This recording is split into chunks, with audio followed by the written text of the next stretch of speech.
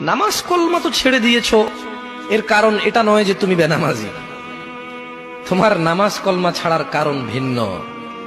তুমি মনে করো আর কি তোমার মন চায় না, তুমি পারো না, তাই তুমি নামাজ পড়ো না। আসলে তোমার তাওহীদের সমস্যা। কোথায় সমস্যা? মানে আল্লাহ, মানে আল্লাহ কে? আল্লাহ তিনি যে তোমার হিসাব নিতে সক্ষম এবং তিনি যে তোমার হিসেব নিবে, তুমি এটা পরিপূর্ণভাবে বিশ্বাস করো, তাহলে তো তুমি নামাজ পড়তে। তুমি মনে করো আর কি তুমি নামাজ পড়ছো না, তুমি গাফেল। এই জন্য তোমাকে বলেছি আল্লাহকে ভয় করতে হবে। ফর এক্সাম্পল, আল্লাহ নামাজ ফরজ করেছে। কে নামাজ ফরজ করেছে? আল্লাহ। মুয়াজ্জিন আযান দেয়, তুমি নামাজ পড়ো না। তুমি মনে করো তোমার দান সাদাকা তোমাকে উদ্ধার করবে? তোমাকে ভুল শিখিয়েছে। মনে রাখবে তোমার দান সাদাকা